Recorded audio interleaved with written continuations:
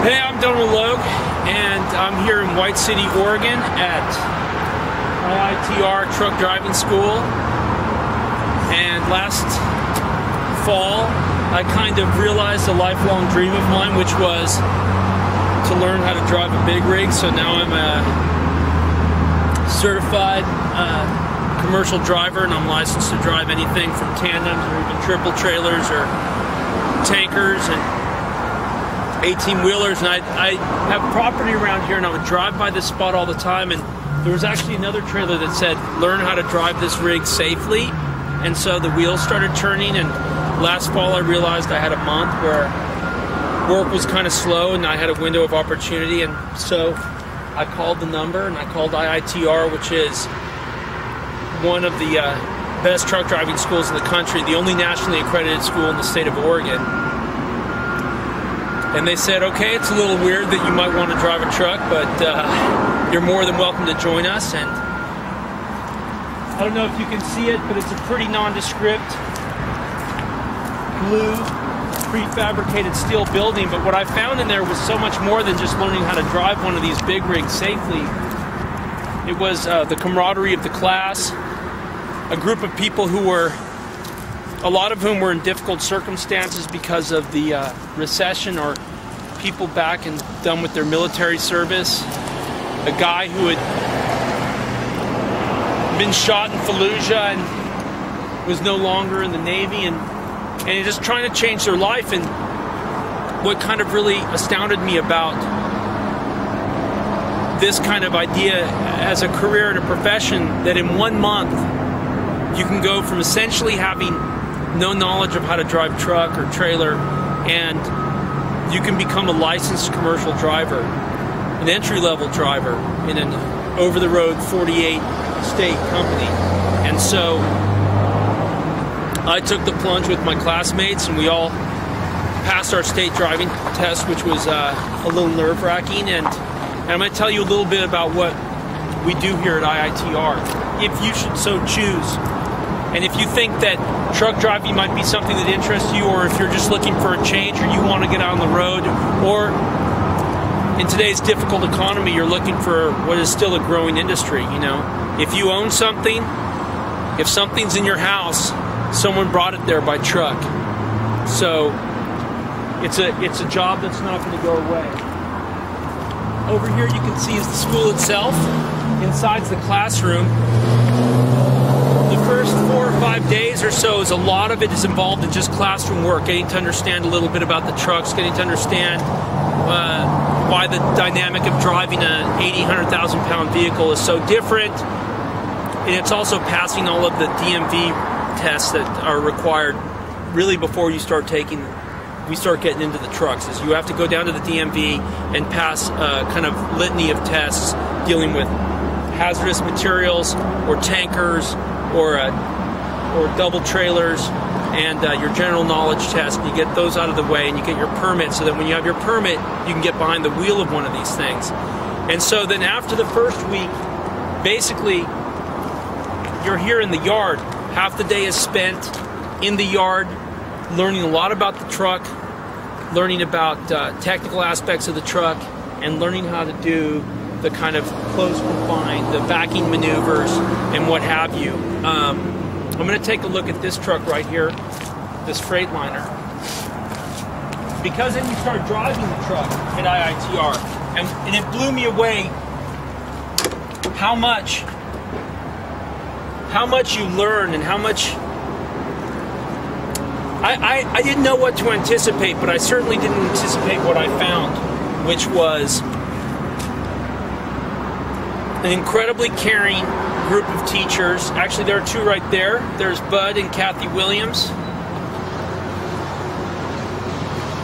Hey Bud, hey Kathy. I was just kind of walking through my impressions of the school, what happens at IITR, and how I was kind of mind blown, not only by just the amount of knowledge you gain at home, that you actually become fairly competent to drive through these things, certainly no expert, but just how much there's a sense of camaraderie among the class, and how much lives are changing here, and how much you guys are just such like my mom or my sisters, like educators, you know, and whatever the field it is, it takes a special kind of skill to know how to teach people, to know what their strengths are, where their fears are, and all these different things. You did an amazing job, and I mean, I always feel like in a lot of the places I've gone and the things I've done in my life, I've benefited from learning from the best, and I was like, wow, you know, that's IITR. It's just my experience here was really life-changing. So I kind of was giving a sense of what we do in terms of the curriculum. We show up, get the DMV test out of the way so we can get our permit. That's something that students can do before you actually show up to class. You can actually, before the class starts, it might be a good idea to go down to the DMV, get the books, and start taking the test and get that out of the way.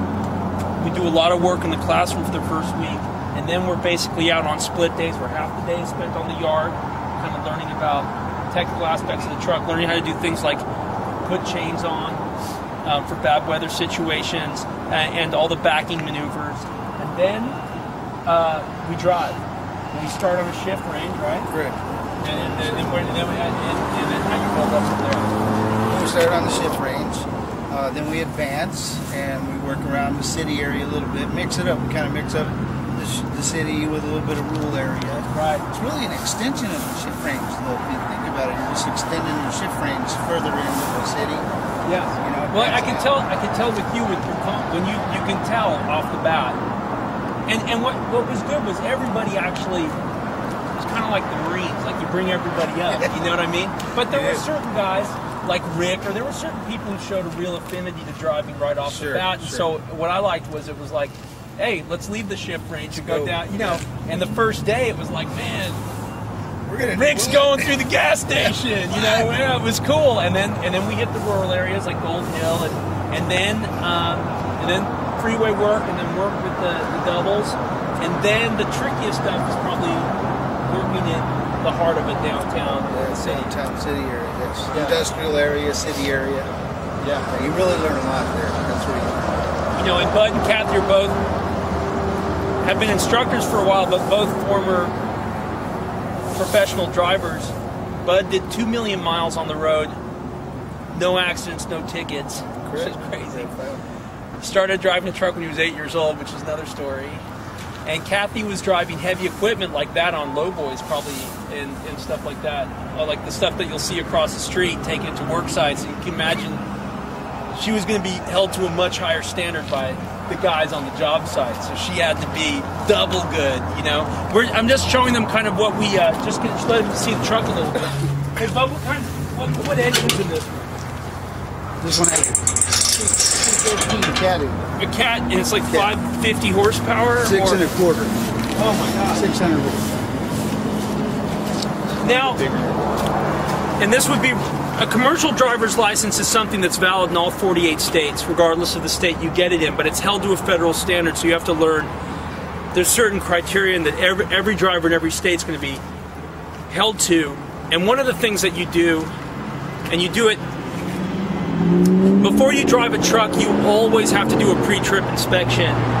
When you're actually testing, you go through a fairly intensive inspection that probably could last 25 to 30 minutes. But basically, before you drive a truck, what you want to do is check your fluid levels, just for your safety, for everyone else's safety. So you'll check the oil, make sure there's not too much or too little.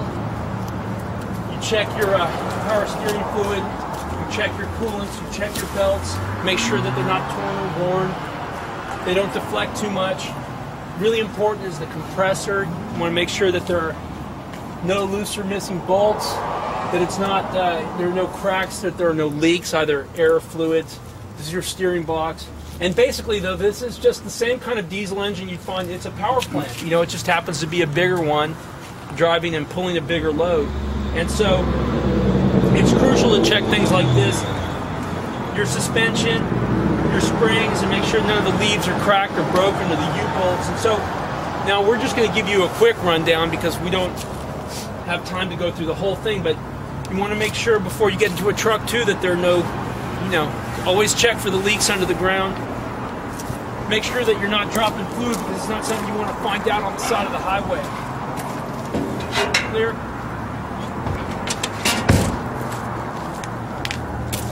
And then you probably want to, pretending that we were about to take a trip, what I would do is I would grab a buddy like Bud.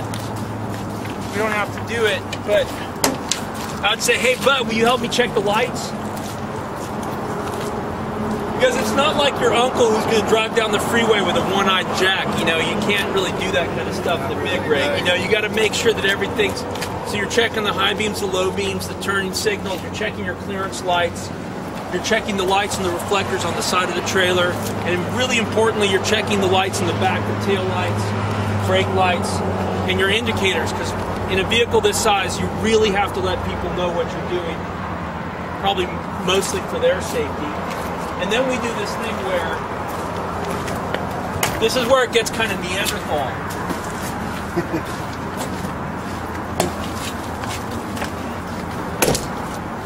we thump the tires. Bud, you want to tell us why we thump these tires? Yes, why you thump the tires is to make sure you don't have any low tires. Right. You can tell. You can just tell by it's hard. It's hard when you can't really see when you're looking inside the duals, but you can hear it. We're not going to do all of them, but we would do all of them, and we also will do a visual inspection of the tires themselves and the wheels. Right? What are we looking for? Looking for no cuts, no bulges, tread depth. You know, that's right. No damage to the wheel itself, and that was just the tire that we checked. Right. Also, see, the outer tire can hold the inner tire up and make you think that it has air. That's another reason we want to thump that. That's right. A lot can be hidden, and things can get stuck between the duals, which is really dangerous.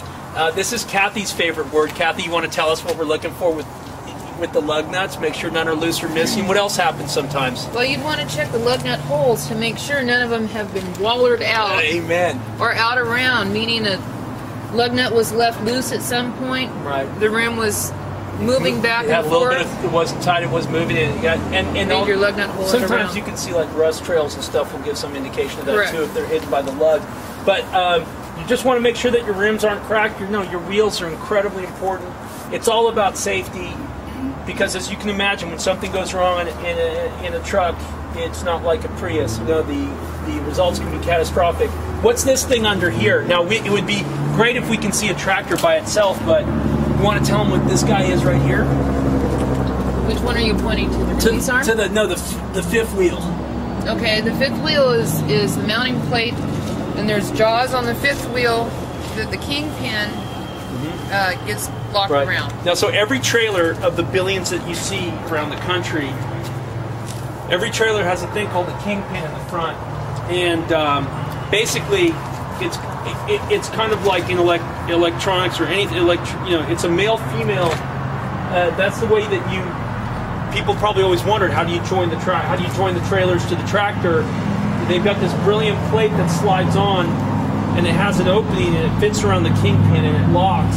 Right. And then there's mechanisms in place, the release arm and things. You can make sure that the jaws are locked squarely around it. And this also slides forward and back. Sometimes you have to. Some states and roads have different regulations, even bridges, about the kind of the way that you dispense the load on a tractor trailer. And these are things that you can change actually in the middle of your trip. You can slide these backwards and forwards. It's fascinating. Now we should probably talk about these right here. These are called glad hands. And the red is emergency, the blue is service, and basically from the compressor that we saw in the engine, these are running air back to the trailer for your braking system. They run on air brakes, and super crucial, right, Bud? Yeah, it's like the life support from your tractor to your trailer. That's right. Now there's a governor in there that will keep it at a certain amount of keep a certain amount of air pressure in there. There's always going to be it's hard to tell. You're looking for major leaks. It's always losing a little air somewhere. You just hope that the governor, that there's things in place to make sure that the governor can always provide enough air so that you can brake safely. If it doesn't, there's some safety things built into the truck that will kind of slam the brakes on if you're losing pressure. This green cord here is the electrical line between the tractor and the trailer, and this is crucial for all the lights. In this one, actually, there's a refrigeration system So that as well. We would do a visual inspection of the frame itself and the cross members, catwalk, the exhaust systems. But this is all stuff that you learn at IITR.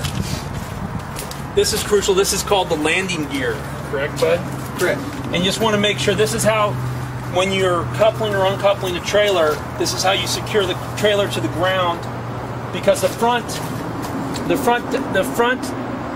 is going to rest on the back of a tractor. So this is the way that you keep a trailer when it's sitting by itself without a tractor connected to it. This is how it kind of stays stable. You got to make sure it's up, that it's in good shape.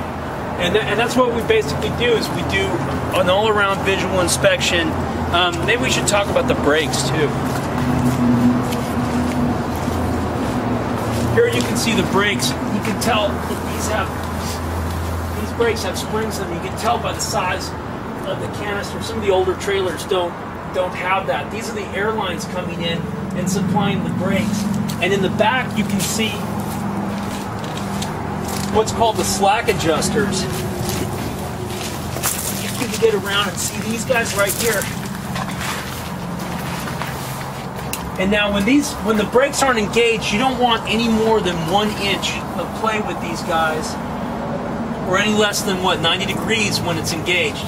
And this is this is the lifeline. These are the brakes to the trailer. And so a lot of times, a lot of accidents people found could have been prevented by just checking the slack adjustment on the, a lot of people know their tractor really well, but they're just picking up trailers all the time. And so this is a difference too about going to a truck driving school as opposed to just borrowing your uncle's dually and horse trailer to try and get your CDL. It's like they really,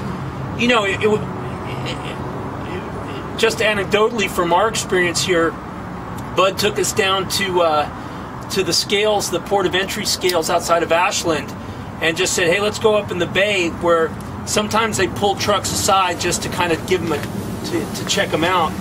And they had a truck in there, and the guy had what looked like not even an normal electrical cord. It looked like a extension cord that was cut open with wires exposed, wrapped around the air brake line, and every time he applied his brakes, it caught fire. Yeah, it literally caught fire. Literally caught fire. Yeah, I saw that. And you were calling out to the mechanic, and the guy comes back and he goes, "Do you see this? Do you know what this is?" And the guy didn't even know what the lines were to the air brakes. Like, not a graduate of IITR, that's all I'm going to say. That's right. And this guy's out on the road with your family in a minivan driving next to him, and that's scary stuff. So, the one thing that they teach here, and I wouldn't say I'm skeptical, but what I like about a place like IITR is they're running, how many classes are you running a year?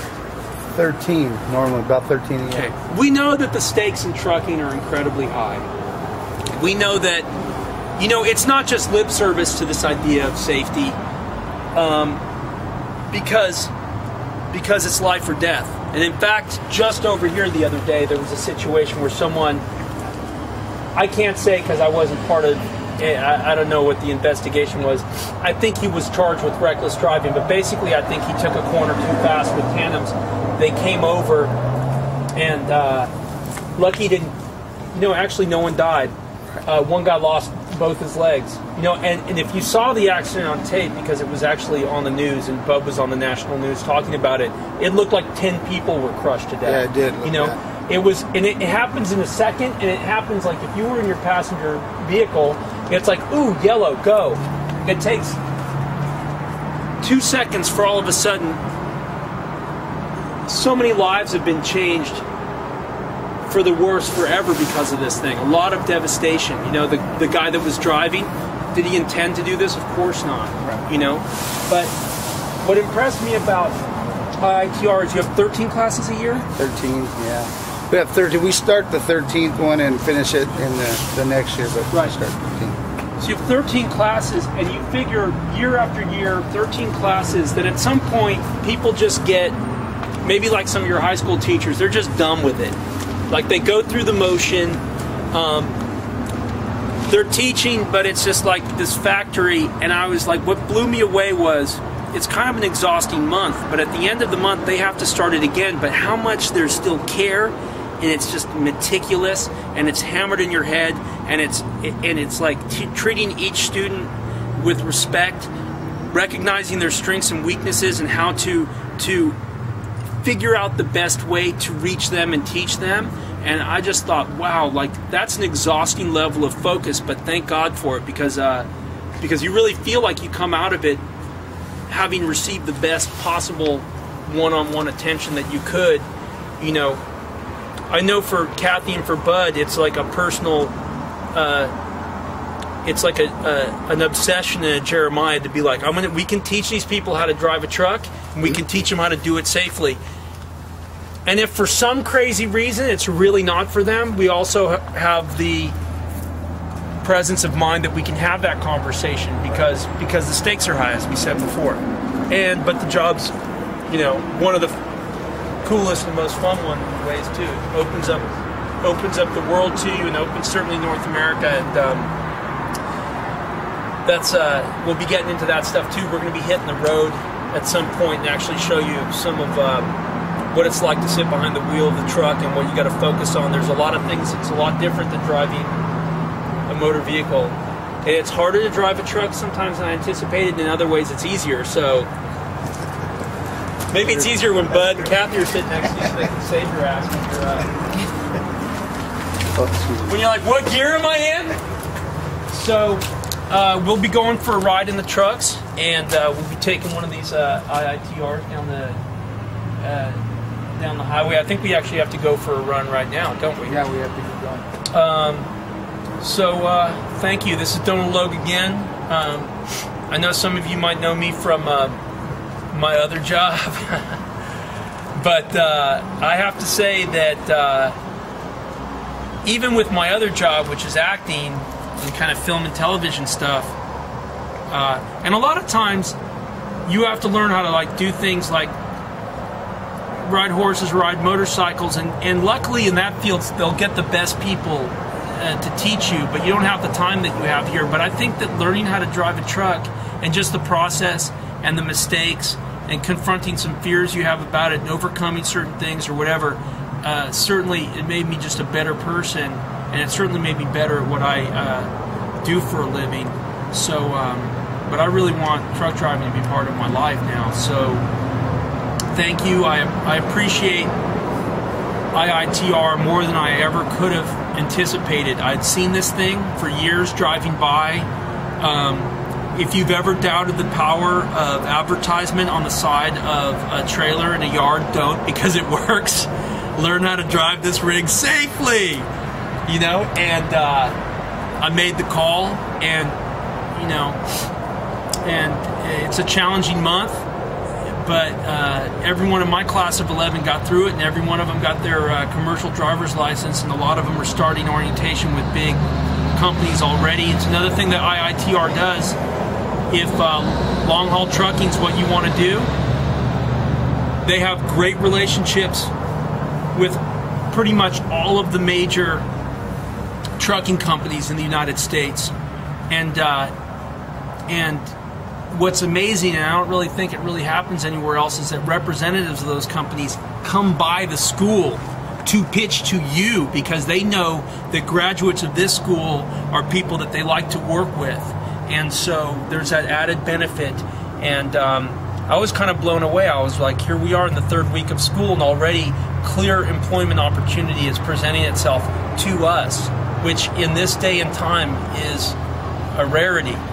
So if you're thinking about this as a life and a career and a profession, but you don't know how to start, just call the number, you know, 1-800-976-7612, 1-800-976-7612, IITR.